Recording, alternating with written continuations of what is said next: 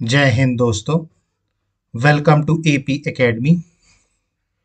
आज हम लोग पोस्ट मौर्यन पीरियड में देखेंगे फॉरेन किंगडम्स के बारे में। देखिए, लास्ट क्लास में हम लोगों ने सातवाहन एम्पायर को पढ़ा था और उसके पहले हमने देखा था शुंग और कण्वा डायनेस्टी के बारे में। ये सारे क्या थे? नेटिव किंगडम्स थे। ठीक। आज हम जो पढ़ने वाले हैं वो पढ़ने वाले हैं फॉरेन किंगडम्स के बारे में, जिसमें आज हम पढ़ेंगे इंडो ग्रीक्स, सकास, पार्थियंस और कुशाण्स के बारे में।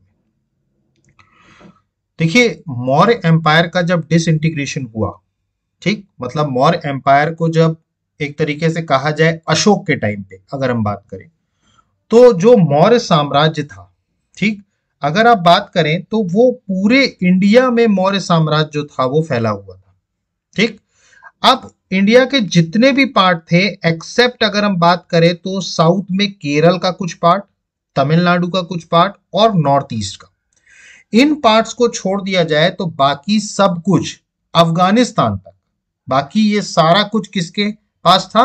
वो था मौर्य डायनेस्टी के अंदर में। ठीक।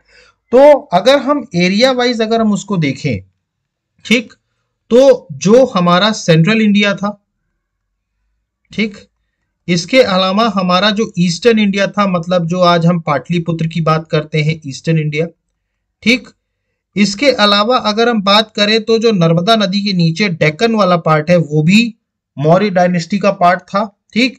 और इसके अलावा जो पाकिस्तान और अफगानिस्तान वाला रीजन है, जिसको नॉर्थ वेस्ट रीजन कहा जाता है, ये भी किसका पार्ट था? मौर्य एम्पायर का। अब जैसे ही मौर्य एम्पायर खत्म हुआ, ठीक, मैंने आपको बताया था post Mauryan period is the age of small kingdoms. कुछ कुछ छोटे छोटे राज्यों का समूह जो था, एज ऑफ स्मॉल किंगडम्स, मतलब कई छोटे छोटे राज्य थे। ठीक। इनमें से मैंने आपको बताया था जो हमारे हिंदुस्तान के खुद के ही नेटिव किंगडम्स थे वो तीन थे, जिसमें था एक तो शुंग थे, पुष्यमित्र शुंग वाले, इसके बाद कण्व थे और उसके बाद जो थे वो सातवाहन थे। इसके अलावा कुछ फॉरेन एम्पायर्स भी थे जिनके बारे में आज हम पढ़ेंगे, इंडो ग्रीक, सखा, पार्थियंस और कुशाण्स। अब मैंने जो आपको इस एरियाज की बात की, ठीक, तो जब मौर्य एम्पायर डिसइंटीग्रेट हुआ, मतलब मौर्य एम्पायर खत्म हुआ, ठीक, तो इसमें अलग अलग एरियाज में अलग अलग रूलर्स ने रूल करना शुरू किया। जैसे अगर हम भारत के जो नेटिव किंगडम्स थे, मतलब इनके जो नेटिव किंगडम्स थे, मतलब जो शुंग वंश था या जो कर्ण था या सातवाहन था, वो बेसिकली किन रीजन्स में रूल करते थे? ये तीन रीजन्स में, सेंट्रल इंडिया, ईस्टर्न इंडिया और जो डेक्कन रीजन था। इनमें जो रूलिंग्स थी वो बेसिकली किनकी थी? नेटिव किंगडम्स की थी। मतलब ये जो शुंग वगैरह हैं, ठीक, शुंग है, कण्व है, सातवाहन है, इनका जो रूलिंग थी वो कहां पर थी? सेंट्रल इंडिया, ईस्टर्न इंडिया और डेक्कन रीजन में। क्लियर? तो इन तीन रीजन्स में किसका रूल्स थे? किसने सक्सीड किया मौर्य को? शुंग, कण्वास और सातवाहन ने। ठीक। लेकिन जो नॉर्थ वेस्ट रीजन था, देखिए नॉर्थ वेस्ट रीजन मतलब जो आज का अफगानिस्तान और पाकिस्तान वाला रीजन, ठीक, यहां पर शुंग, कण्व या सातवाहन नहीं थे। यहां पर मौर्य एम्पायर को सक्सीड करने वाले जो थे वो ये रूलिंग डायनेस्टीज थी। ठीक। और ये सारी रूलिंग डायनेस्टीज अगर हम बात करें, चाहे वो इंडो ग्रीक हो, चाहे सकाज हो, चाहे पार्थियंस हो या चाहे कुषाण हो, ये सारी जितनी भी रूलिंग डायनेस्टी थी जिन्होंने नॉर्थ वेस्ट रीजन में मौर्य को सक्सीड किया, ये सारे सेंट्रल एशिया से रिलेटेड थे। मतलब ये सारे के सारे लोग कहां से आए थे? सेंट्रल एशिया से।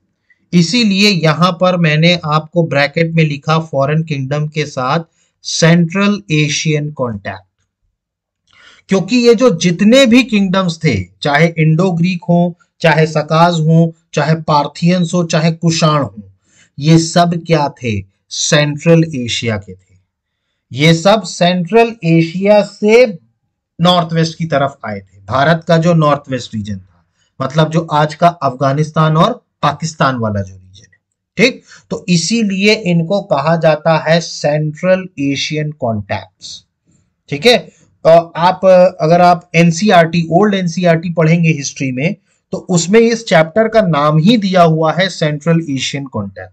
इसका मतलब क्या है कि ये जितने भी एम्पायर्स थे, ठीक है, ये सब कहां से आए थे? सेंट्रल एशिया से आए थे। ठीक, अब हम इसके बाद, अब आज के लेक्चर में हम इन एम्पायर्स के बारे में पढ़ेंगे, और इसके बाद एक और लेक्चर होगा इस पर रिलेटेड, जिसमें हम इनके इम्पैक्ट देखेंगे।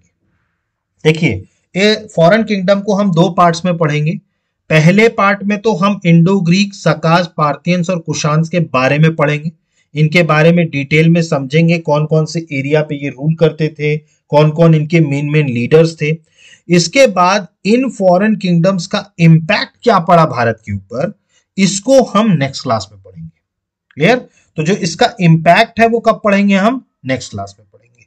तो आज से हम स्टार्ट करने जा रहे हैं इंडो ग्रीक, साकास, पार्थियंस और कुशान्स के बारे में। ठीक, तो मैंने जैसा आपको बताया कि मौर्य डायनेस्टी को इन्होंने सक्सीड किया कौन से रीजन में? नॉर्थ वेस्ट रीजन में। ठीक, तो मौर्य डायनेस्टी का जो नॉर्थ वेस्ट रीजन था उसमें सक्सीड करने वाले कौन थे? ये सेंट्रल एशिया की रूलिंग डायनेस्टीज। क्लियर? अब इसमें जो सबसे पहली रूलिंग डायनेस्टी थी, ठीक, जिसने भारत में एंट्री करी थी, मतलब इन चारों में जो सबसे पहले थे जिन्होंने हिंदू कुश माउंटेन को क्रॉस किया। देखिए, हिंदू कुश माउंटेन बेसिकली वो माउंटेन रेंज है जहां से भारत की शुरुआत होती, मतलब जो आज के अफगानिस्तान में। उस टाइम पर तो वो पूरा भारत हुआ करता था। तो हिंदू कुश माउंटेन को सबसे पहले क्रॉस करने वाले कौन थे? वो थे इंडो ग्रीक्स। तो सबसे पहले हम पढ़ेंगे इंडो ग्रीक्स के बारे में, क्योंकि ये चारों में सबसे पहले ऐसे थे जिन्होंने हिंदू कुश माउंटेन को क्रॉस करके भारत पर इन्वेड किया था, मतलब भारत पर पहला कदम रखा था। क्लियर? तो अभी आपको समझ में आया foreign kingdom central Asian contact क्यों कहा जाता है? क्योंकि ये सारी रूलिंग डायनेस्टीज किसकी रही हैं? सेंट्रल एशिया की, और ये मौर्य एम्पायर को सक्सीड करते हैं in the north west region. तो अगर हम इसमें बात करें तो the period began in around 200 BC. देखिए, 200 बीसी के अराउंड, मैंने आपको बताया था 185 बीसी में, आपको याद होगा 185 बीसी का टाइम था जब मौर्य के जो सबसे आखिरी राजा थे बृहद्रथ, ठीक, उनको पुष्यमित्र शुंग ने मार के मौर्य डायनेस्टी का खात्मा किया था। तो अराउंड इनका भी जो पीरियड शुरू होता है वो अराउंड 200 बीसी से शुरू होता है। ठीक है, जहां पर काफी सारा कांटेक्ट था बिटवीन सेंट्रल एशिया और इंडिया के बीच में। ठीक है, वाइड स्प्रेड कांटेक्ट था between central Asia and India. इसके बाद अगर हम बात करें तो जो मौर्य साम्राज्य का जो ईस्टर्न इंडिया वाला पार्ट था, ठीक, जो ईस्टर्न इंडिया वाला पार्ट था, सेंट्रल इंडिया वाला पार्ट था और डेक्कन वाला जो पार्ट था, ये मौर्यंस का किसने सक्सीड किया? ये शुंग, कण्व और सातवाहन ने, ठीक, जिनको हम ऑलरेडी पढ़ चुके हैं। और जो नॉर्थ वेस्ट वाला रीजन था इंडिया का, ठीक है, उसको किसने सक्सीड किया? ये जो रूलिंग डायनेस्टीज थी सेंट्रल एशिया की, इंडो ग्रीक, सखास, पार्थियंस और कुशान। ठीक, तो इन्होंने क्या किया? सक्सीड किया इन the north waste India. Clear?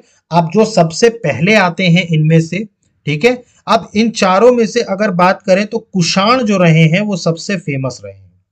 ठीक है, अब इसके पीछे के रीजंस क्या हैं कि क्यों कुषाण फेमस रहे हैं, इसके बारे में हम पढ़ेंगे। मैंने आपको एक राजा के बारे में बताया था, कनिष्क।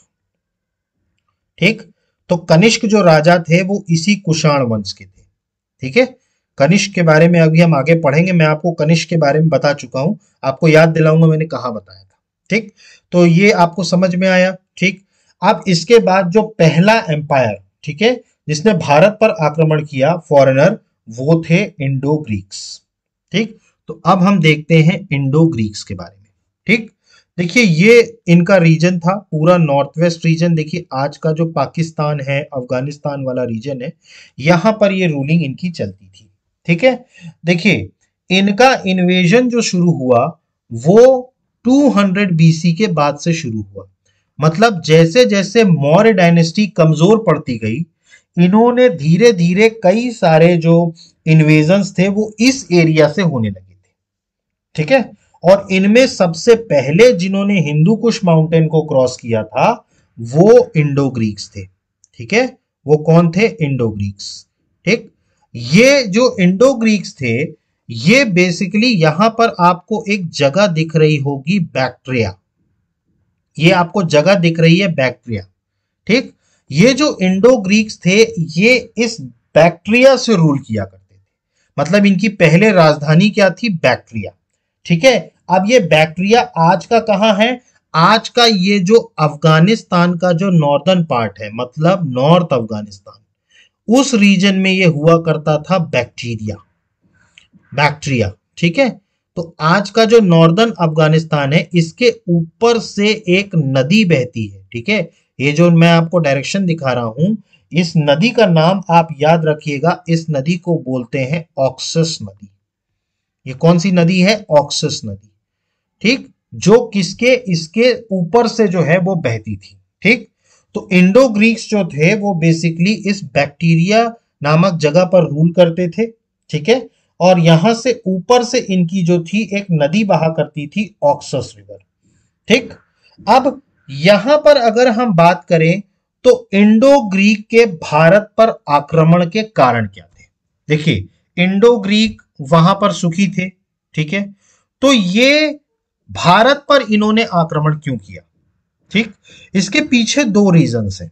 ठीक है, अगर हम सबसे मेन रीजन की बात करें तो भारत में उस टाइम पर आपको याद होगा इस एरिया में रूलिंग डायनेस्टी जो हुआ करती थी, आपको याद होगा मैंने आपको बताया था उस रूलिंग डायनेस्टी के बारे में, जो एम्पायर था सेलुसाइड एम्पायर। सेलुसिड एम्पायर, देखिए इस एम्पायर का नाम आपने सुना होगा, सेलुसिड एम्पायर। ठीक, जब मैं चंद्रगुप्त मौर्य के बारे में बता रहा था तो मैंने आपको बताया था 305 बीसी में चंद्रगुप्त मौर्य का एक व्यक्ति के साथ युद्ध हुआ था, जो कौन थे? Seleucus Nicator. ठीक, आपको याद होगा सेलिकस निकेटर का युद्ध हुआ था और चंद्रगुप्त उस युद्ध में विजयी हुए थे। तो वो जो सेलिकस निकेटर था वो सेलुसाइड एम्पायर का ही राजा था। ठीक, तो सेलुसाइड एम्पायर का राजा था सेलकस निकेटर, जिसने अपना एक एम्बेसडर भेजा था जिसका नाम था मेगास्थनीज। ठीक, ये सारी चीजें मैं आपको पढ़ा चुका हूं। ठीक, तो इंडो ग्रीक का भारत पर आक्रमण करने का रीजन एक ये भी था कि जो सेलुसाइड एम्पायर, जो सेलेकस निकेटर का जो एम्पायर था, जो नॉर्थ वेस्ट रीजन में रूल कर रहा था, वो धीरे धीरे कमजोर पड़ गया। ठीक है, तो वो धीरे धीरे जब कमजोर पड़ा तो इस कमजोरी का भी फायदा इंडो ग्रीक्स ने उठाया। ठीक, तो इंडो ग्रीक्स के भारत पर आक्रमण करने का एक रीजन ये भी था कि जो सेलुसाइड एम्पायर है वो क्या पड़ गया? कमजोर पड़ गया, वीक पड़ गया। ठीक है, जिसके कारण इंडो ग्रीक्स ने क्या किया? इसका फायदा उठाया। ठीक, इसके अलावा एक रीजन और भी है जो बहुत इंपॉर्टेंट रीजन है।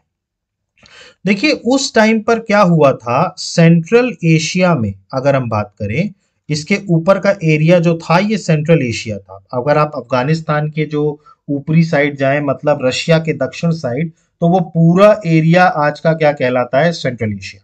ठीक, तो उस टाइम पर सेंट्रल एशिया में एक ट्राइब रहा करती थी। ठीक है, इस ट्राइब का नाम था Scythian tribe. I am sorry, इस ट्राइब का नाम क्या था? Scythian tribe. ये ट्राइब रहा करती थी यहां पर।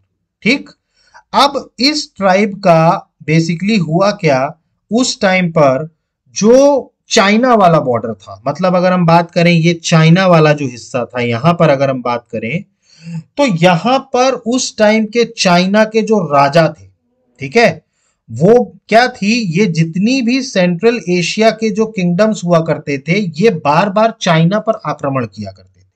ठीक है, देखिए पहले इनका भारत से कोई सरोकार नहीं था, ये पहले किस दिशा में जाया करते थे? चाइना वाइना की तरफ जाया करते थे। ठीक है, लेकिन उस टाइम पर चाइना के जो राजा थे, ठीक है, उन्होंने चाइना की जो दीवार बनाई, जिसको आज हम ग्रेट वॉल ऑफ चाइना कहते हैं, जिसको क्या कहते हैं आज हम? Great wall of China. ठीक, तो उस वक्त चाइना के जो राजा थे उन्होंने चाइना को प्रोटेक्ट करने के लिए एक दीवार बनाई। ठीक, तो वो दीवार के कारण क्या हुआ, ये जो चाइना की तरफ इनका इन्वेजन होता था वो क्या हो गया, रुक गया। ठीक, अब ये जो स्कीथियन ट्राइब के लोग थे, ठीक है, अब ये चाइना की तरफ तो जा नहीं पा रहे थे। ठीक, तो ये क्या किए, इन्होंने अपना रास्ता मोड़ करके और ये भारत के नॉर्थ वेस्ट रीजन में आ गए। ठीक, तो भारत के नॉर्थ वेस्ट रीजन में सेंट्रल एशिया के ये सारे जितनी भी रूलिंग डायनेस्टीज थी, इनका आने का एक बहुत बड़ा region great wall of China भी है।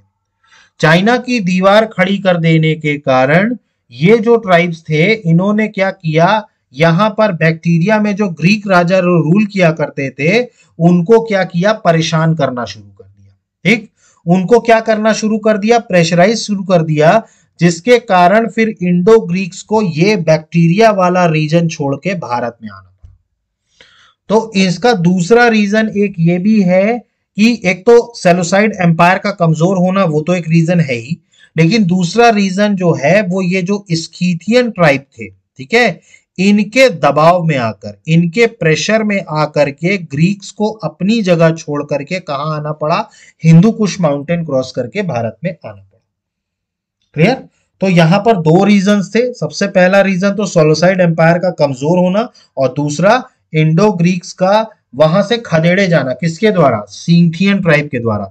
और ये स्कीथियन ट्राइब को इधर क्यों आना पड़ा, क्योंकि चाइना ने अपनी तरफ क्या बना दी थी, ग्रेट वॉल ऑफ चाइना, तो जिसके कारण क्या हुआ कि इनको जो है वो इस तरफ आना पड़ा। क्लियर, तो इस तरीके से इंडो ग्रीक्स जो है वो भारत में आते हैं। ठीक, तो जो सबसे पहला किंगडम था, ठीक है, जो सबसे पहला किंगडम था जिसने भारत पर हिंदू कुश माउंटेन को क्रॉस करके और यहां पर अपना साम्राज्य बनाया, वो थे इंडो ग्रीक्स। वो कौन थे, इंडो ग्रीक्स, या इंडो ग्रीक्स को हम बैक्टीरियन ग्रीक्स भी कहते हैं। कौन से ग्रीक्स, बैक्टीरियन ग्रीक्स। अब इनको बैक्टीरियन ग्रीक्स क्यों कहा जाता है, क्योंकि ये बैक्टीरिया नाम की जगह पर रूल किया करते थे, इसलिए इनको बैक्ट्रियन ग्रीक्स भी कहा जाता है। ठीक, अब शुरुआत में अगर हम देखें, ठीक है, तो इंडो ग्रीक्स आपको समझ में आया क्यों भारत में आए। ठीक है, क्योंकि स्कीथियन ट्राइब वालों ने इनके ऊपर बहुत ज्यादा प्रेशर बनाया, जिसके कारण फिर इनको क्रॉस करके कहां आना पड़ा, भारत में आना पड़ा। ठीक, अब भारत में आने के बाद अगर हम बात करें, ठीक है, तो इन्होंने जितने एरिया पे कब्जा किया, ठीक है, अगर हम बात करें तो इनका एरिया काफी ज्यादा था इन कंपैरिजन टू सेलुसाइड एम्पायर के। देखिए, आपको ये सेलुसाइड एम्पायर याद होगा, जब अलेक्जेंडर आया था, ठीक है, तो उसने यहां पर जो पोरस नाम का राजा था, ठीक है, मैंने आपको बताया था पंजाब प्रांत में एक पोरस नाम का राजा था जो जिसको एलाई बना लिया था, ठीक है, उसी का ये एम्पायर था सेलुसाइड एम्पायर। ठीक, तो ये सेलुसाइड एम्पायर के कंपैरिजन में अगर हम अलेक्जेंडर की बात करें तो उसके करस्पॉन्डिंग में ये इंडो ग्रीक्स ने अपना ज्यादा एरिया कॉन्कर किया था। ये देखिए, पूरा एरिया जो था ये किसके कब्जे में था, इंडो ग्रीक के कब्जे में। ठीक है, और इनका जो था, मतलब इनका कुछ हद तक भारत की भी बाउंड्री तक इनका कुछ ना कुछ असर था। ठीक है, तो इंडो ग्रीक्स का जो था वो भारत के जो आज का भारत है, ठीक है, जो आज का भारत है उस तक भी काफी ज्यादा इसका क्या था, असर था। ठीक, अब इस इंडो ग्रीक में एक बहुत ही फेमस रूलर थे जिनका नाम था मिनेंडर। आपने नाम सुना होगा मिनेंडर के बारे में, ठीक, जिनको मिलिंद कहा जाता है। ठीक, मिनेंडर को क्या बोला जाता है, मिलिंद बोला जाता है। तो इंडो ग्रीक के सबसे इंपॉर्टेंट रूलर कौन थे, मिनेंडर, जिनको मिलिंद कहा जाता है। ठीक है, इनको मिलिंद बोला गया।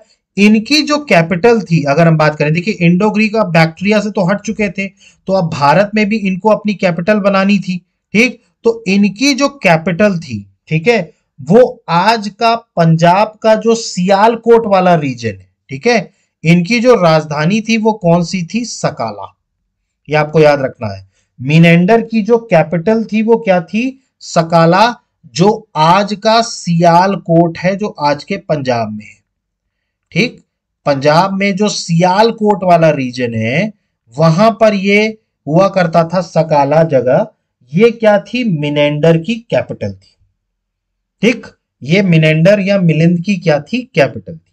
ठीक, अब ये जो मिलिंद थे या मिनेंडर की अगर हम बात करें, ठीक है, तो इन्होंने क्या किया, धीरे धीरे एक्सपांड करते करते करते करते ये यहां पर जो गंगा यमुना दोआब तक है, यहां तक भी पहुंच गए थे।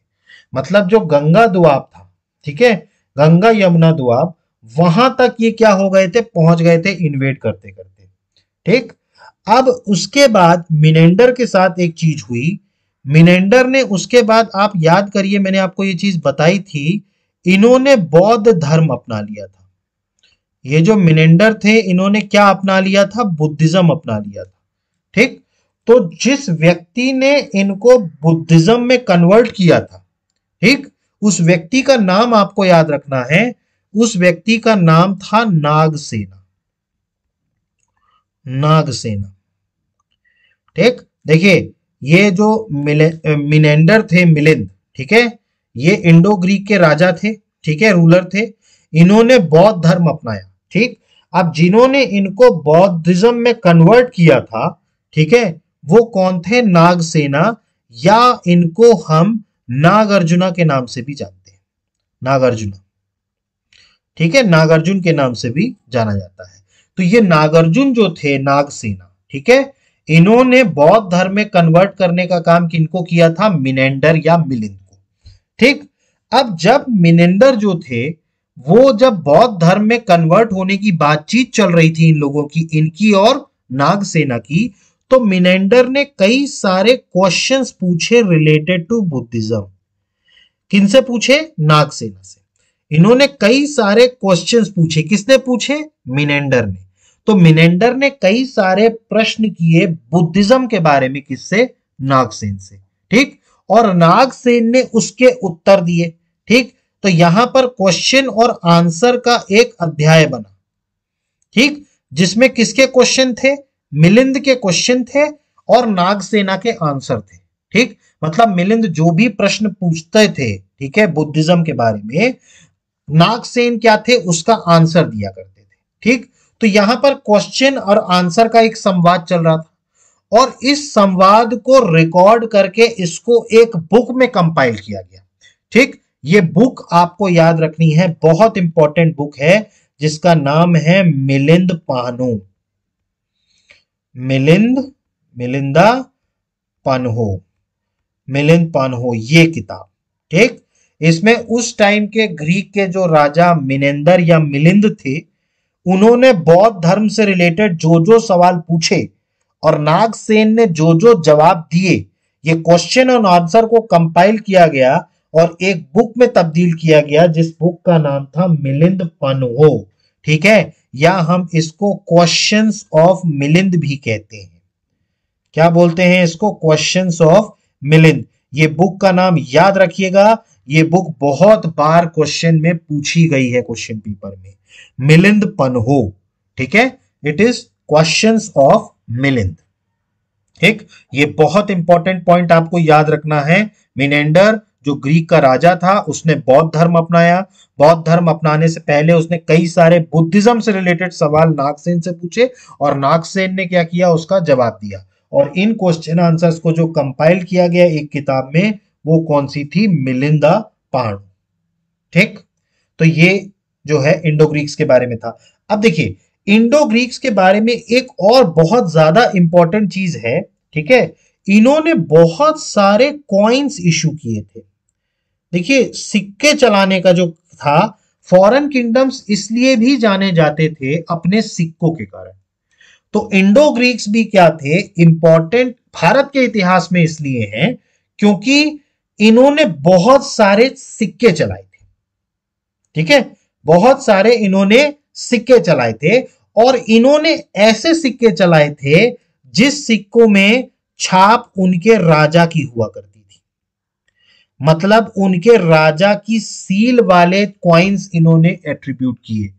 मतलब अगर कहा जाए तो ये इंडो ग्रीक्स पूरे इंडिया के सबसे पहले ऐसे रूलर रहे हैं जिन्होंने अपने कॉइन्स में अपने राजा की फोटो छपवा की है। मतलब किंग्स को एट्रीब्यूट किया है।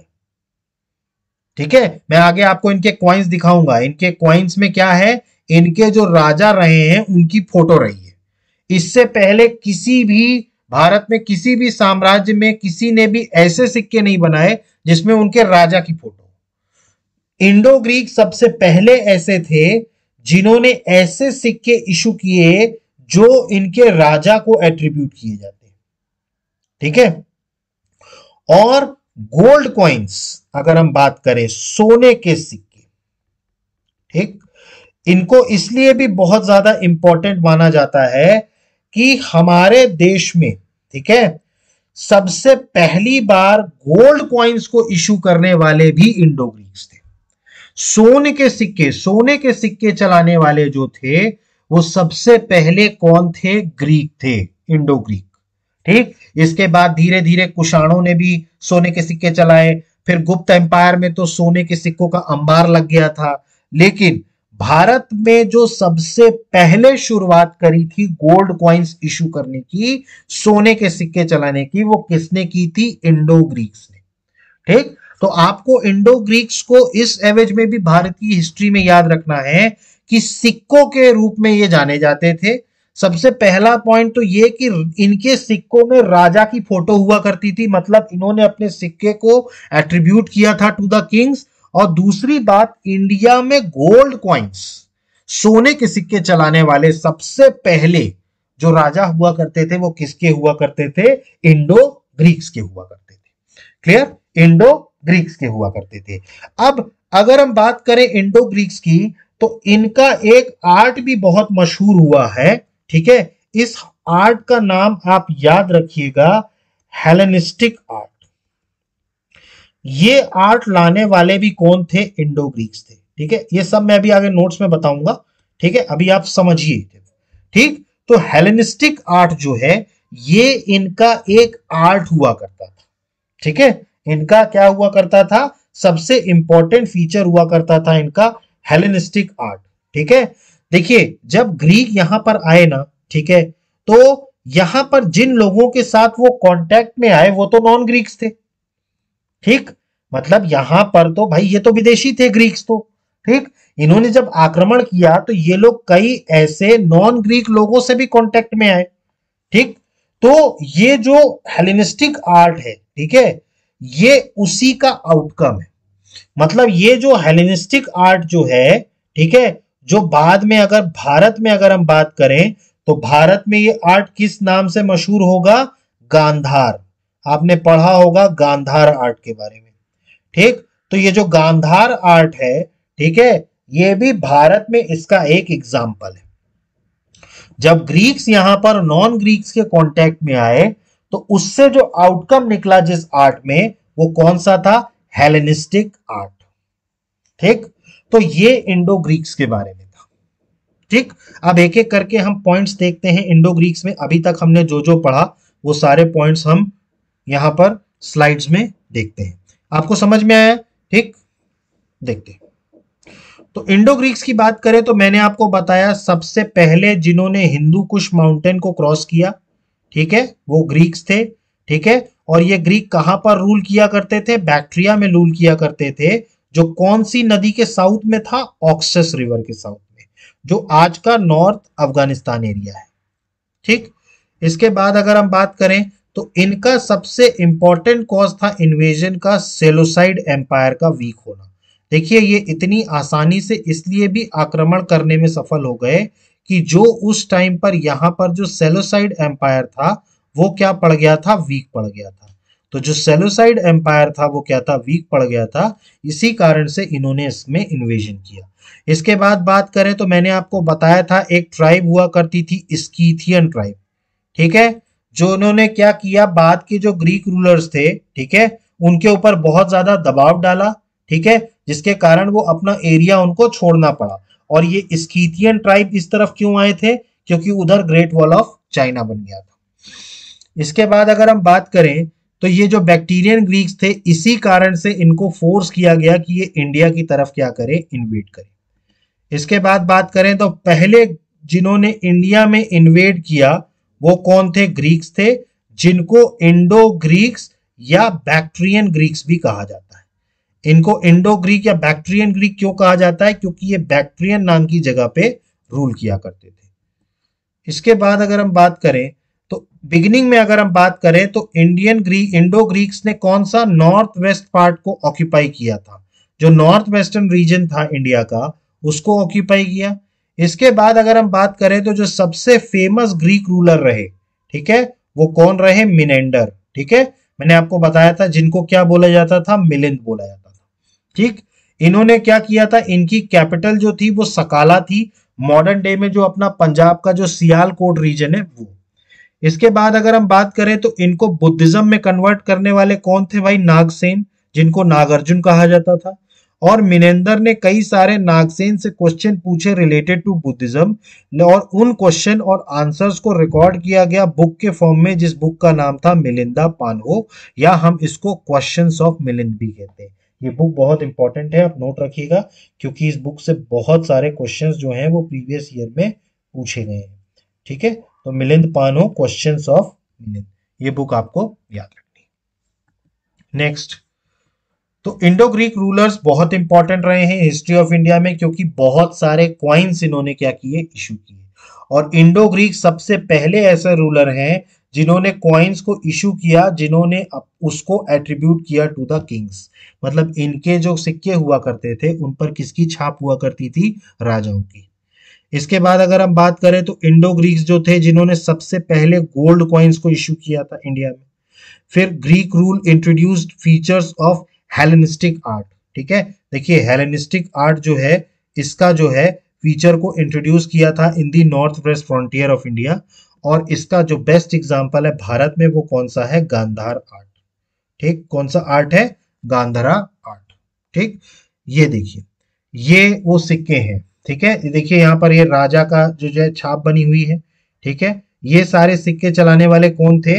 ये इंडो ग्रीक्स थे। ठीक है, ये यहाँ पर जो ये राजा बने हैं ये है मिनेंडर।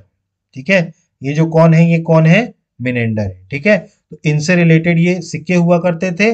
और ये जो यहाँ पर स्कल्पचर बना हुआ है यही है हेलेनिस्टिक आर्ट। ठीक है, यही क्या है? Hellenistic art. और ये हेलेनिस्टिक आर्ट जो है नॉर्थ वेस्ट एरिया में कौन इंट्रोड्यूस किया था? Indo Greeks. क्लियर है? ठीक, तो इंडो ग्रीक्स आपको पूरी तरीके से समझ में आ गए। ठीक, अब इसके बाद इंडो ग्रीक्स को जो लोग कवर करेंगे वो करेंगे शकास। ठीक है, मतलब इंडो ग्रीक्स को सक्सीड करने वाले कौन थे? शकास। ठीक है, इनको इंडो सीथियंस भी कहते थे। ठीक है, इनको क्या बोला जाता था? इंडो सीथियंस भी बोला जाता था, स्कीथियंस। ठीक है, अभी मैंने आपको स्कीथियन ट्राइब के बारे में बताया था। ठीक है, ये भी उसी ट्राइब से रिलेटेड थे। ये भी सेंट्रल एशिया से भाग के आए थे, क्योंकि सेंट्रल एशिया में उस तरफ ग्रेट वॉल ऑफ चाइना बन गया था। ठीक है, अब इनका अगर आप एरिया देखेंगे तो इंडो ग्रीक के कंपैरिजन में इनका एरिया काफी ज्यादा था। मतलब जो शकास थे इनका रूल जो था वो काफी ज्यादा एरिया में था इन कंपैरिजन टू जो है ग्रीक्स के। ठीक, अब अगर हम शकास की बात करें, ठीक है, तो इनकी 5 ब्रांचेस हुआ करती थी। ठीक, अगर हम शक्स की बात करें तो इनकी 5 ब्रांचेस हुआ करती थी। ठीक है, पहली ब्रांच जो होती थी जो आज का अफगानिस्तान है। ठीक है, पहली ब्रांच जो होती थी कहां सेटल हुई थी? जो आज का अफगानिस्तान वाला एरिया है। ठीक है, उस जगह पर सेटल हुई। ठीक है, इसकी जो दूसरी ब्रांच थी, ठीक है, वो आज का जो पाकिस्तान का जो पंजाब वाला रीजन है। ठीक है, जिसकी कैपिटल उस टाइम पर क्या हुआ करती थी? तक्षशिला। ठीक है, तक्षशिला। ठीक है, तो यहां पर रूल किया करते थे। ठीक है, तो दूसरी जो ब्रांच थी वो कहां थी? पंजाब में, तक्षशिला में। ठीक, इसके बाद अगर हम तीसरी ब्रांच की बात करें तो तीसरा जो इनका सेटलमेंट हुआ था ये हुआ था मथुरा में। ये देखिए मथुरा। ठीक है, आज का जो उत्तर प्रदेश का जो मथुरा वाला रीजन है यहां पर इनकी तीसरी ब्रांच हुआ करती थी। दूसरी ब्रांच कहां थी? तक्षशिला में। ठीक है, और पहली ब्रांच यहां पर थी अफगानिस्तान में। ठीक, अब इसके बाद अगर हम चौथे ब्रांच की बात करें, ठीक है, तो चौथे ब्रांच में ये जो भारत का जो वेस्टर्न पार्ट है, भारत का जो वेस्टर्न पार्ट है ये हुआ करता था। ठीक, और जो पांचवी ब्रांच हुआ करती थी वो कौन सी हुआ करती थी? ये डेक्कन का जो ऊपरी हिस्सा है, डेक्कन का जो ऊपरी हिस्सा है ये हुआ करता था। ठीक, तो ये जो सकास थे वो बेसिकली 5 पार्ट्स में डिवाइडेड थे, इनकी 5 ब्रांचेस थी। चौथा मैंने आपको बताया जो वेस्टर्न इंडिया वाला पार्ट था, ठीक है, और पांचवा जो पार्ट था वेस्टर्न इंडिया वाला पार्ट था, और पांचवा जो पार्ट था वो था अपर डेक्कन। ठीक, तो ये 5 रीजन्स में क्या हुआ था, 5 ब्रांचेस में पूरे सकास जो है वो बटे हुए थे। ठीक है, तो आपको ये याद रखना है 5 जगहों पर ये बटे हुए थे।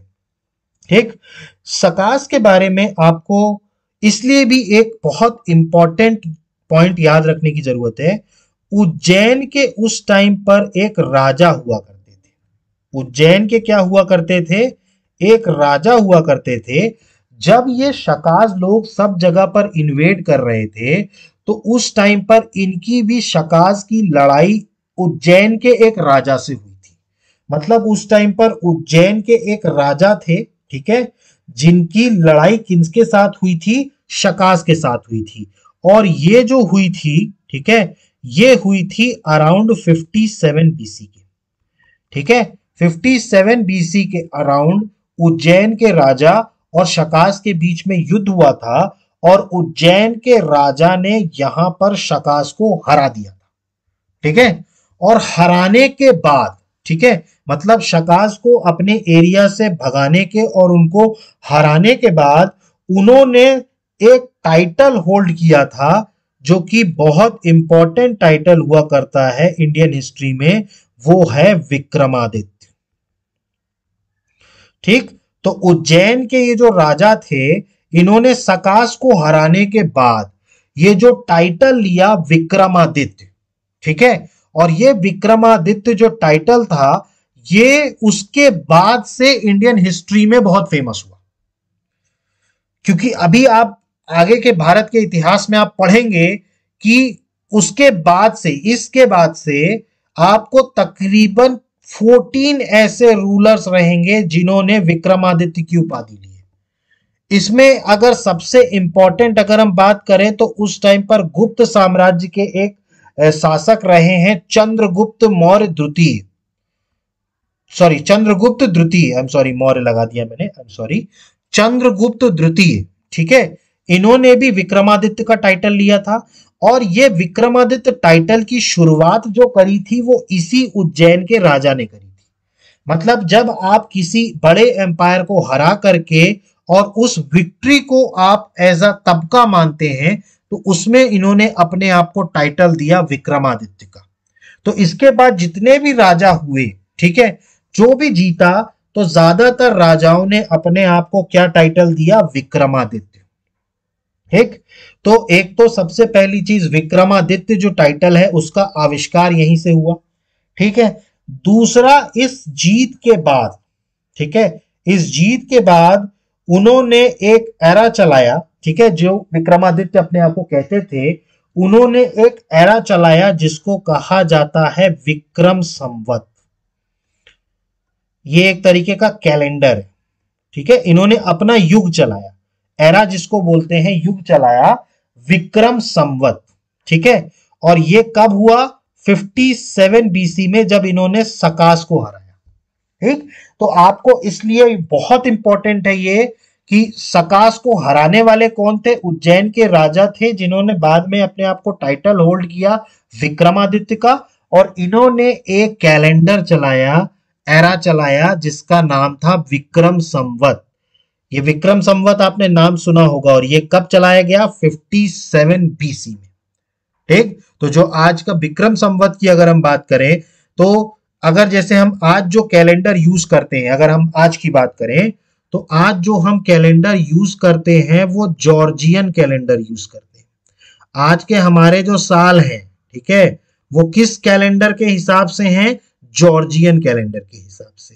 ठीक है, इसीलिए आज जो हमारा 2024 चल रहा है, ठीक, अगर हम उसको विक्रम संवत के हिसाब से देखें, ठीक है, अब चूंकि यहां पर 57 बीसी रहा है, ठीक है, 57 बीसी रहा है, और आप जानते हैं कि जो समय का जो काल रहा है वो जो पीछे वाला रहा है वो बीसी रहा है, और जो आगे वाला रहा वो एडी रहा। ठीक, आज हम 2024 में हैं, तो ये गिनती कहां से शुरू है, 0 से लेके 2024 24 एडी तक। लेकिन ये कहां तक रहा है विक्रम संवत, ये 57 बीसी तक रहा है। मतलब आज के कैलेंडर के हिसाब से अगर हम विक्रम संवत की बात करें तो आज जो हमारा साल होगा उसमें 57 ऐड कर देंगे, क्योंकि 2024 तक तो ये और 57 ये। तो अगर आज के हिसाब से अगर हम विक्रम संवत के हिसाब से देखें तो आज हम हैं 7 4 11 1 1 5 2 7 1 8 2081। आज जो हमारा साल चल रहा है वो क्या चल रहा है 2081 अकॉर्डिंग टू विक्रम संवत। ठीक, और ये विक्रम संवत चलाने वाले कौन थे, उज्जैन के एक राजा थे जिन्होंने अपने आप को कहा विक्रमादित्य। ठीक है, इन्होंने चलाया था विक्रम संवत। क्लियर है आपको ये? ठीक, अब इसके बाद बहुत सारे भारत के राजा रहे हैं, ठीक है, जिन्होंने ये टाइटल होल्ड किया विक्रमादित्य का। ठीक, इसमें जो सबसे इंपॉर्टेंट रूलर रहे वो रहे चंद्रगुप्त टू, गुप्त वंश के शासक थे ये। ठीक है, पढ़ेंगे आगे हम इनके बारे में। ठीक, अब अगर हम बात करें शकास की, ठीक है, तो जैसे हमने मिनेंडर को देखा था जो इंडो ग्रीक के बहुत इंपॉर्टेंट रूलर थे, वैसे ही शका के भी एक रूलर हुआ करते थे रुद्रदमन फर्स्ट। रुद्रदमन फर्स्ट, ठीक, रुद्रदमन फर्स्ट, ये शकास के बहुत इंपॉर्टेंट लीडर थे।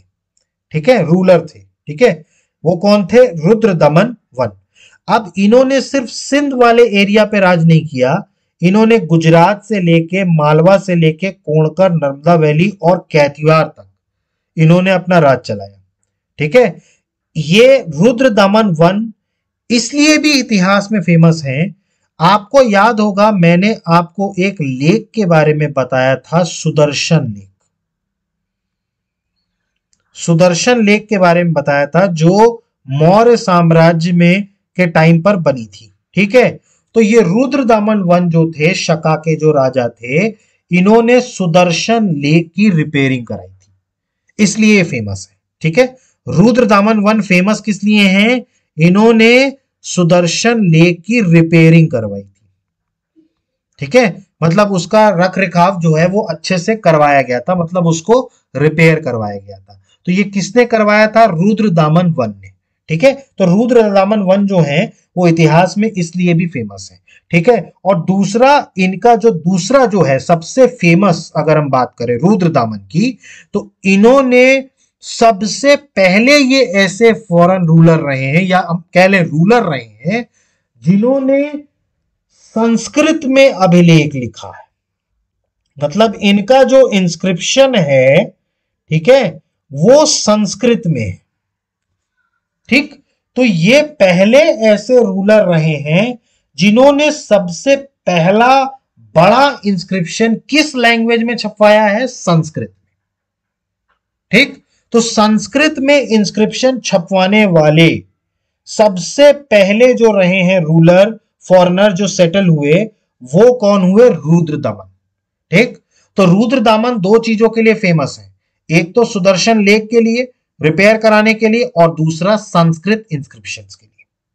क्लियर, तो रुद्रदमन दो चीजों के लिए फेमस है। ठीक, इसके अलावा अगर हम शकास की बात करें, ठीक है, तो शकास जो रहे हैं, ठीक है, हमारे देश में सिल्वर कॉइन्स, देखिए मैंने अभी गोल्ड की बात नहीं की, गोल्ड की तो बात हो चुकी, अब हम बात कर रहे हैं सिल्वर कॉइन्स की।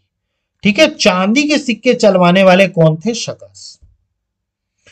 मतलब हमारे देश में चांदी के सिक्के जो हैं बहुत ज्यादा मात्रा में किन्होंने चलवाए थे, शकास ने चलवाए। क्लियर हुआ आपको ये? ठीक, तो शकास आपको समझ में आए। ठीक है, इनकी 5 ब्रांचेस थी, रुद्रदमन वन इनके सबसे इंपॉर्टेंट रूलर थे। बाकी हम पॉइंट्स स्लाइड्स में देखते हैं। आपको यहां तक समझ में आया? ठीक, तो शकास की अगर हम बात करें तो इंडो ग्रीक के बाद जिन्होंने सक्सीड किया उनको वो थे शकास। इसके अलावा शकास की 5 ब्रांचेस थी डिफरेंट पार्ट्स में, इंडिया और अफगानिस्तान के। सबसे पहला तो अफगानिस्तान में ही थी इनकी ब्रांच, दूसरा पंजाब विद कैपिटल तक्षशिला, तीसरा जो था वो था मथुरा, चौथा जो था वो था वेस्टर्न इंडिया और पांचवा जो था वो था अपर डेक्कन। ये पांचों जो थे ब्रांचेस थी किसकी, शकास की। इसके अलावा मैंने आपको बताया कि 57-58 बीसी में उज्जैन के एक राजा थे, ठीक है, जिन्होंने शकास के साथ लड़ाई करी और शकास के ऊपर इन्होंने जीत दर्ज करी। ठीक है, ठीक है, और इनको क्या किया, यहां से बाहर खदेड़ दिया। ठीक, जिसके एवज में इन्होंने खुद को कौन सा टाइटल दिया, विक्रमादित्य का टाइटल दिया, ये बहुत इंपॉर्टेंट है। और इन्होंने एक अध्याय शुरू किया जिसको हम कहते हैं विक्रम संवत, जो मैंने अभी आपको बताया। ठीक है, और ये इन्होंने क्यों किया, क्योंकि इनकी विक्ट्री हुई थी शकास के ऊपर इन 57 बीसी। ठीक, तो 57 बीसी क्या माना जाता है, एज अ विक्रम संवत। ठीक, इसके बाद अगर हम बात करें तो इनके शकास ने बहुत सारे सिल्वर कॉइन्स इशू किए, बहुत सारे सिल्वर कॉइन्स। इसके बाद बात करें तो इनके जो सबसे फेमस रूलर थे वो थे रुद्रदमन वन। ठीक, इन्होंने क्या कहां कहां रूल किया, गुजरात, कोंकण, नर्मदा वैली, मालवा, कैटवार, इन सारे रीजन्स में क्या किया इन्होंने, रूलिंग की। ठीक, अब ये हिस्ट्री में क्यों फेमस है, क्योंकि इन्होंने सुदर्शन लेक की रिपेयरिंग कराई थी। सुदर्शन लेक जो चंद्रगुप्त मौर्य के टाइम पे बनी थी, उनकी रिपेयरिंग कराने वाले कौन थे, रुद्रदामन वन। इसके अलावा रुद्रदामन जो है वो संस्कृत के बहुत बड़े लवर हुआ करते थे। ऑल्दो अ फॉरेनर, ठीक है, settled in India, he issued the first ever long inscription इन संस्कृत, जो आज की डेट में क्या कहलाता है, जूनागढ़ रॉक इंस्क्रिप्शन। ठीक, जूनागढ़ रॉक इंस्क्रिप्शन जो था ये संस्कृत में सबसे पहला बड़ा इंस्क्रिप्शन था।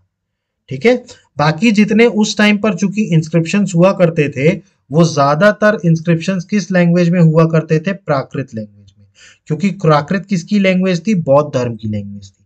ठीक है, तो उस टाइम पर जो उसके पहले जो मौर्य डायनेस्टी थी उनमें बुद्धिज्म को बहुत ज्यादा प्रमोट किया गया था, तो उनकी लैंग्वेज को भी बहुत ज्यादा प्रमोशन मिला था। ठीक, तो रुद्रदामन जो है वो संस्कृत का अभिलेख जूनागढ़ का। ठीक, ये देखिए ये है रुद्रदामन। ठीक है, रुद्रदामन वन। ठीक है, ये इनके द्वारा जारी किया हुआ सिल्वर कॉइन है। ठीक है, और ये जो अभिलेख जिसकी मैं बात कर रहा था जूनागढ़ अभिलेख की, ये कौन सा अभिलेख है, ये संस्कृत भाषा का सबसे बड़ा अभिलेख है। ठीक है, क्लियर हुआ। और ये किसने बनवाया अभिलेख, ये रुद्रदामन फर्स्ट ने बनवाया। क्लियर हुआ आपको। ठीक, तो ये थे शकास के बारे में। ठीक, अब अगले जो हम पढ़ने वाले हैं वो पढ़ने वाले हैं पार्थियंस के बारे में। देखिए पार्थियंस के बारे में हमें बहुत ज्यादा इतिहास नहीं मिलता। पार्थियंस मतलब एक तरीके से इनका नॉर्थ वेस्ट रीजन में रूल था। ठीक है, मतलब ये नॉर्थ वेस्ट रीजन में रूल तो किया करते थे, लेकिन अगर हम ओरिजिनल तौर पर बात करें, ठीक है, ओरिजिनली अगर हम बात करें तो ये पार्थियंस जो थे ये बेसिकली ईरान के थे। ये कौन से थे, ईरान के थे। ठीक है, तो ये जो पार्थियंस थे ये क्यों आए थे, ईरान से आए थे, और ईरान से ये भारत की तरफ आए थे। पार्थियंस जो थे वो ईरानी थे। ठीक है, और ग्रीक और अगर हम शकास का कंपैरिजन करें तो इनकी टेरिटरी काफी छोटी थी। आप यहाँ पे डायग्राम से देख सकते हैं, जो मैप है इससे आप देख सकते हैं कि इनकी जो टेरिटोरियल एरिया था पार्थियंस का, वो कंपैरिजन टू ग्रीक्स के और शकास के काफी ज्यादा छोटा था। ठीक, अब इनके आपको देखो, इनके दो चीजें याद रखनी है आपको। ठीक है, सबसे पहला तो इनके जो सबसे फेमस रूलर थे, ठीक है, इनके जो सबसे फेमस पार्थियंस के रूलर थे वो कौन थे, गोंडो फर्नेस। गोंडो फर्नेस, गोंडो फर्नेस जो थे ये इनके सबसे इंपॉर्टेंट रूलर थे। और इन्हीं के समय में एक व्यक्ति आए थे सेंट थॉमस, ये नाम आपको याद रखना है। इनके समय में एक व्यक्ति आए थे गोंडोफेरस के समय में, सेंट थॉमस, और इन्होंने क्या किया था, यहां पर क्रिश्चियनिटी को प्रमोट करने के लिए आए थे। मतलब ईसाई धर्म को प्रमोट करने के लिए आए थे कौन, सेंट थॉमस। और ये किनके शासन काल में आए थे, गोंडोफर्नेस के।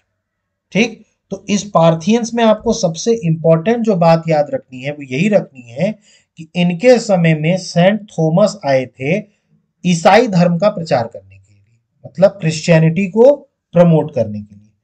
ठीक है, हालांकि ये बहुत ज्यादा ये सक्सेस नहीं हो पाए थे पार्थियंस, लेकिन फिर भी धीरे धीरे ये क्या हो गए थे, थोड़ा बहुत सेटलमेंट इनका जो भारत का नॉर्थ वेस्ट रीजन था उसमें हुआ था।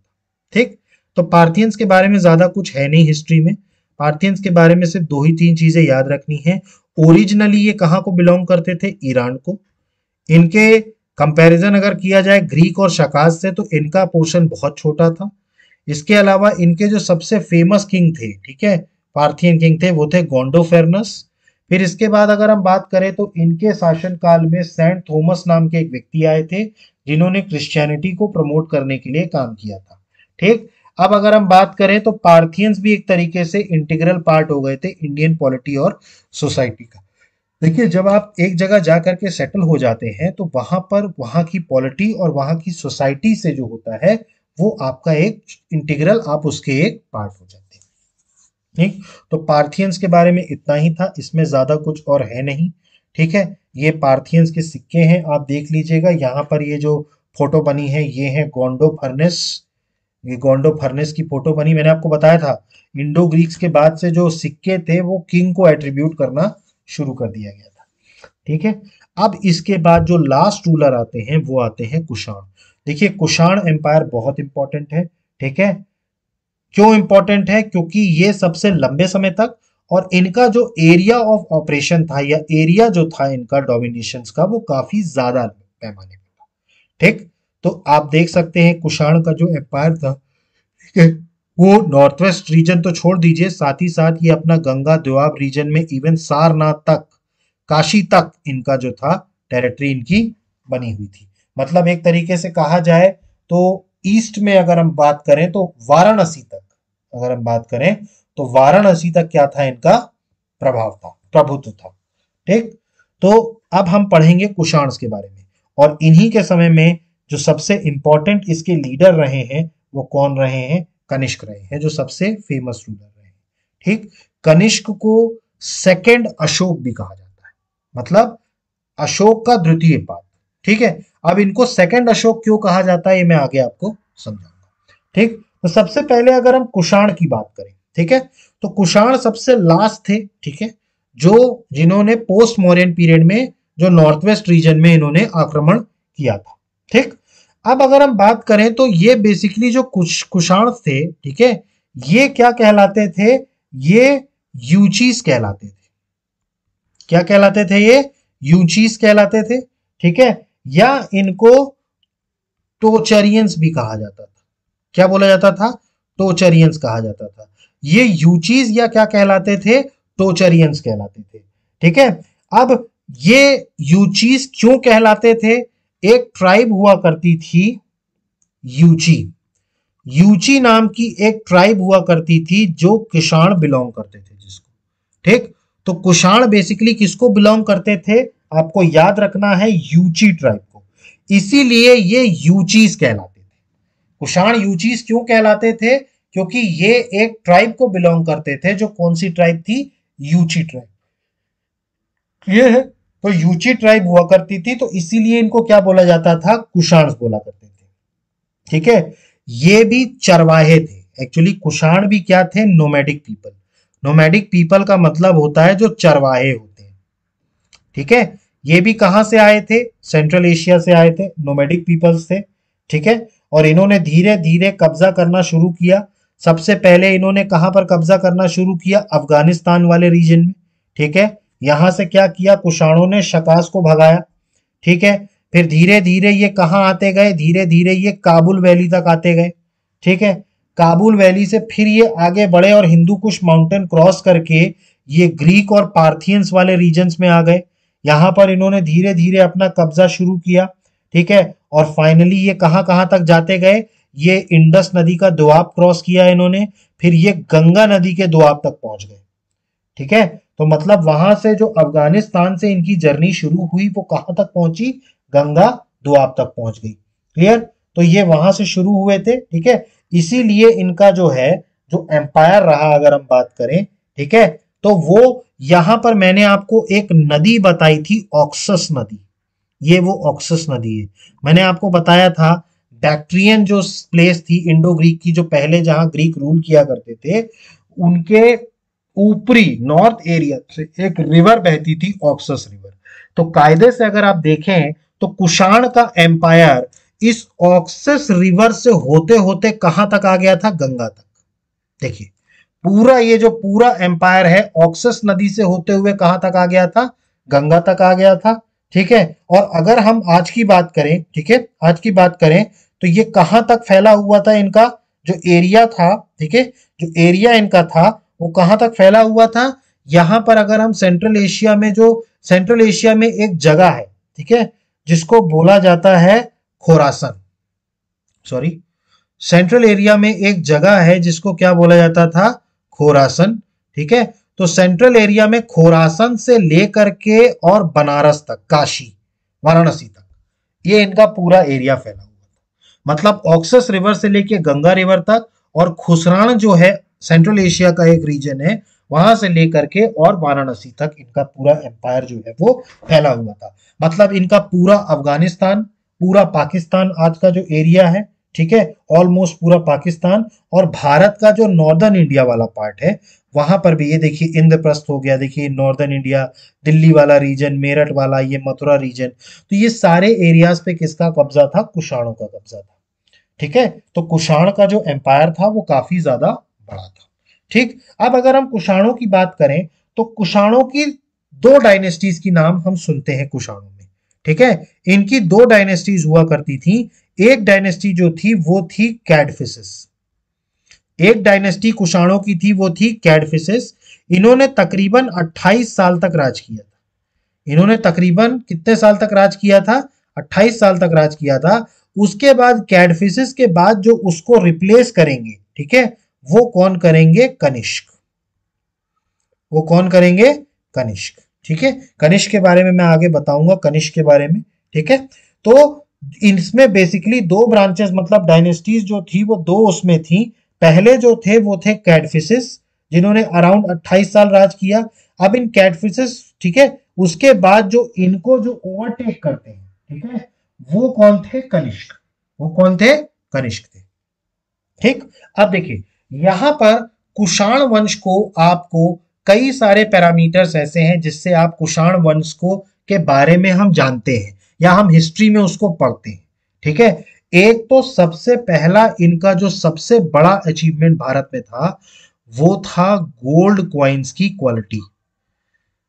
देखिए, गोल्ड कॉइन्स की शुरुआत तो इंडो ग्रीक्स ने कर दी थी। ठीक है, धीरे धीरे कुषाणों ने भी गोल्ड कॉइन्स इशू करना शुरू किए, फिर गुप्तों में तो गोल्ड कॉइन्स की भरमार आ गई। लेकिन जहां तक क्वालिटी की बात है, अगर क्वालिटी की बात की जाए, मतलब प्योरिटी की बात की जाए, तो कुषाण वंश के जो सोने के सिक्के थे ये सबसे ज्यादा प्योर थे।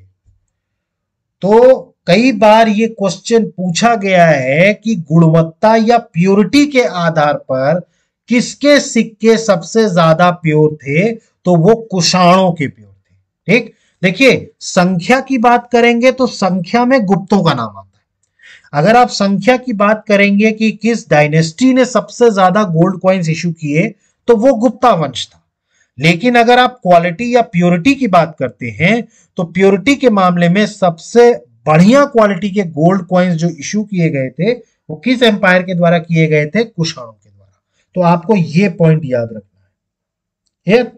इसके अलावा इनके जो अभिलेख थे, इंस्क्रिप्शंस थे, ठीक है, भारत में वो बहुत सारी जगहों से इनके इंस्क्रिप्शंस मिले हैं। ठीक है, जैसे हम बात करें तो आज का जो मथुरा है, यहां से इनके अभिलेख मिले हैं। ठीक है, मथुरा के बाद श्रावस्ती, ठीक है, श्रावस्ती जो है यहां से इनके अभिलेख मिले हैं। फिर इसके अलावा वाराणसी से इनके अभिलेख मिले हैं, इवन कौशाम्बी से भी इनके अभिलेख मिले। ठीक, तो इन सभी जगहों से क्या मिले हैं, इनके इंस्क्रिप्शंस मिले हैं। तो कुषाणों का जो एम्पायर था वो बहुत ज्यादा फैला हुआ था। ठीक है, मथुरा, सरस्वती, वाराणसी, कौशाम्बी तक इनके क्या मिले हैं, अभिलेख मिले हैं। ठीक है, और तीसरा जो सबसे इंपॉर्टेंट आपको याद रखना है, कॉपर के कॉइन्स। ठीक है, कॉपर के कॉइन्स जो हैं वो भी इशू करने वाले कौन थे, कुषाण थे। ठीक है, इन्होंने क्या किया था, कॉपर के कॉइन्स भी क्या किए थे, इन्होंने इशू किए थे। ठीक है, तो गोल्ड कॉइन्स के साथ साथ कॉपर कॉइन्स भी इन्होंने इशू किए थे। ठीक है, और इनका जो है एम्पायर जो है वो बहुत ज्यादा फैला हुआ था, गंगा तक फैला हुआ था। और इनके जो अभिलेख मिले हैं, ठीक है, वो मथुरा, श्रावस्ती, वाराणसी, कौशाम्बी, इन सारी जगहों से मिले हैं। और इनके समय के जो गोल्ड कॉइन्स रहे, इनकी प्योरिटी सबसे ज्यादा थी। मतलब सबसे अच्छे गुणवत्ता के सोने के सिक्के जो मिले हैं वो कहां से मिले, किसके मिले, कुषाणों के मिले। ठीक, अब कुषाणों में मैंने आपको बताया, ठीक है, ठीक। तो अब बात करें तो इनकी जो कैपिटल की अगर हम बात करें, ठीक है, आप चूंकि बात करें मथुरा की, ठीक है, मैं मथुरा की बात कर रहा हूं यहां पे, ठीक। मथुरा जो है ये भी इनकी एक राजधानी हुआ करती थी, ठीक। इनकी वैसे तो मेनली अगर हम बात करें तो कुषाणों की जो राजधानी हुआ करती थी वो पेशावर हुआ करती थी। कुषाणों की राजधानी क्या थी, पेशावर हुआ करती थी। लेकिन मथुरा को भी कैपिटल अज्यूम किया गया कि मथुरा भी इनकी कैपिटल रही होगी। इसके पीछे के कारण ये है कि मथुरा से एक तो इनके वंश के जो हैं इंस्क्रिप्शंस मिले, ठीक है। इसके अलावा अगर हम बात करें तो मथुरा से ही इनके कॉइन्स भी मिले, ठीक। इसके अलावा कई सारे स्कल्पचर्स ऐसे रहे, मतलब इनके स्थापत्य जो रहे वो भी मथुरा से मिले, ठीक। तो ये सारी चीजें बताती हैं कि भाई देखिए, एक साम्राज्य के अगर सिक्के, अभिलेख, उनका स्कल्पचर, अगर ये सब एक जगह से मिल रहा है तो मतलब ये कोई ना कोई इंपॉर्टेंट सिटी इनके समय में रही है। तो मथुरा जो थी, इनको अज्यूम किया जाता है कि ये कुषाणों की सेकंड कैपिटल थी। ये कुषाणों की कौन सी कैपिटल थी, सेकंड कैपिटल थी। पहली कैपिटल तो पेशावर थी, ठीक है, लेकिन जो दूसरी कैपिटल मानी जाती थी वो किसको माना जाता था, मथुरा को माना जाता था, ठीक। अब मैंने आपको बताया कनिष्क के बारे में, ठीक है। तो कनिष्क क्या थे, कुषाणों के एक बहुत इंपॉर्टेंट रूलर हुआ करते थे। अब इनको सेकंड अशोक भी कहा जाता है। जो कनिष्क हैं इनको क्या बोला जाता है, सेकंड अशोक। अब इनको सेकंड अशोक क्यों कहा जाता है, ठीक। इसके पीछे का रीजन ये है कि अशोक ने जिस इंटेंसिटी के साथ बौद्ध धर्म का प्रचार किया था, कनिष्क वो दूसरे ऐसे रूलर थे अशोक के बाद जिन्होंने उतनी ही इंटेंसिटी से बौद्ध धर्म का प्रचार किया था। इसीलिए इनको सेकंड अशोक कहा जाता था, कनिष्क को, ठीक। आपको याद होगा जब मैं बौद्धिज्म पढ़ा रहा था तो बौद्धिज्म में जो तीसरी बुद्धिस्ट काउंसिल थी जो पाटलिपुत्र में हुई थी वो किसके रीन में हुई थी, वो अशोक के रीन में हुई थी। लेकिन जो चौथी बुद्धिस्ट काउंसिल हुई थी, आप याद करिए, बुद्धों का जो चौथा सम्मेलन हुआ था वो कनिष्क के राज में कहां हुआ था, कश्मीर में हुआ था। याद करिए, आपको मैंने ये चीजें पढ़ाई थी बुद्धिज्म में, ठीक। तो जैसे अशोक बौद्ध धर्म का जिस इंटेंसिटी के साथ प्रचार करते थे, वैसा ही प्रचार प्रसार कनिष्क ने भी किया है, किसका, बौद्ध धर्म का। चौथी बुद्धिस्ट काउंसिल जो थी वो कश्मीर में किसके शासनकाल में हुई थी, कनिष्क के शासनकाल में। और इसी फोर्थ बुद्धिस्ट काउंसिल के बाद एक नया सेक्ट बुद्धिज्म में इन्वॉल्व हुआ था जो था महायान। मैंने आपको बताया था दो सेक्ट में तब्दील हुई थी, एक हीनयान और एक महायान, ठीक। तो जो चौथा सेक्ट था, जो बुद्धिज्म का सेक्ट था, वो कौन सा था, महायान, ठीक है। तो बुद्ध धर्म को प्रचार करने के लिए भी कनिष्क का नाम जाना जाता है, ठीक है। और इसके अलावा कनिष्क ने भी एक एरा चलाया था, जैसे अभी मैंने बात की थी विक्रम संवत की, विक्रम एरा की, ऐसे ही कनिष्क ने भी एक एरा चलाया था, कब, 78 एडी में, ठीक। 78 एडी में एक एरा चलाया था जिसको शक एरा कहा जाता है, शक एरा। इसको क्या बोला जाता है, शक एरा या शक संवत भी कहा जाता है, ठीक। जैसे वो विक्रम संवत हुआ करता था, वैसे ही 78 एडी में कनिष्क ने भी एक एरा चलाया जिसको क्या कहा जाता था, शक एरा, ठीक। अब जैसा कि हमने वहां पर बात की थी जॉर्जियन कैलेंडर की, तो जॉर्जियन कैलेंडर के अकॉर्डिंग हमारा 2024 चल रहा है, ठीक। लेकिन अगर हम उसको शका एरा के हिसाब से देखें या शका संवत, ठीक है, इस एरा के हिसाब से देखें तो इसमें क्या हो जाएगा, 78 एडी में चूंकि ये लागू हुआ, ठीक। अब चूंकि 78 एडी में है तो जाहिर सी बात है 2024 में क्या हो जाएगा, 78 माइनस हो जाएगा। तो 2024 में जब आप 78 माइनस करेंगे, ठीक है, तो ये आपका आएगा कितना आएगा ये, एक मिनट,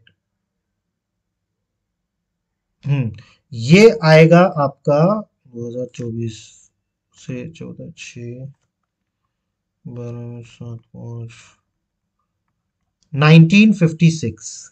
आज के अगर शक संवत के हिसाब से देखें तो हम कहां पर हैं, 1956 में, ठीक, क्योंकि शक एरा जो था वो 78 एडी में था। इवन हमारी जो गवर्नमेंट ऑफ इंडिया है, ठीक है, वो भी किस कैलेंडर को फॉलो करती है, शक एरा को फॉलो करती है। इसको फॉलो करती है, शक एरा को फॉलो करती है, ठीक है। तो शक एरा जो है इसको कौन यूज करती है, हमारी गवर्नमेंट ऑफ इंडिया। और ये शक एरा को देने वाले कौन थे, ये थे कनिष्क।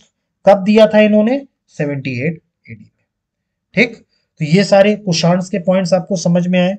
अब हम एक बार देख लेते हैं पीपीटीज में कुषाण के बारे में, तो वो रिवीजन हो जाएगा। सबसे पहले बात करी तो ये येंचीज कहलाते थे या तोचेरियंस कहलाते थे। इनको येंचीज क्यों कहा जाता था, क्योंकि ये येंची ट्राइब को बिलोंग करते थे, ठीक है। इसके अलावा बात करें तो इन्होंने सबसे पहले तो बैक्ट्रिया वाला प्लेस ऑक्यूपाई किया, शकास को। फिर इसके बाद इन्होंने एम्पायर को एक्सटेंड करते करते, अब देखिए इनका एम्पायर मैंने आपको बताया था ऑक्सस से लेके गंगा तक, और खोरसान जो सेंट्रल एशिया में था वहां से लेकर के वाराणसी तक इनका एम्पायर जो था वो फैल गया था। इसके बाद बात करें तो इनमें दो सक्सेसिव डायनेस्टीज रही कुषाण में। पहली रही कैडफाइसिस और दूसरी रही कनिष्की, ठीक। तो सबसे पहले हम बात करें कैडफिसिस की, तो सबसे पहली डायनेस्टी जो रही, ठीक है, वो रही कैडफिसिस, जिन्होंने कितने साल तक रूल किया, अराउंड 28 ईयर्स, ठीक है। और यही कैडफिसिस वन थे जिन्होंने कॉपर कॉइन्स को जो है चलाए थे, ठीक है। कौन से सिक्के चलाए थे, कॉपर के कॉइन्स चलाए थे, ठीक है।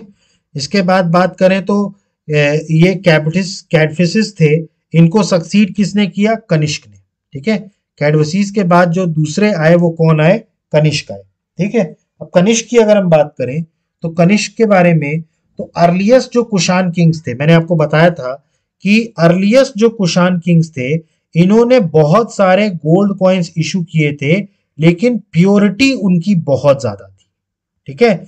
गुप्ता में भले ही सोने के सिक्के बहुत ज्यादा चले, ठीक है, लेकिन उनमें वो प्योरिटी नहीं थी जो प्योरिटी किनमें थी, कुषाणों में थी, कुषाणों के सिक्कों में।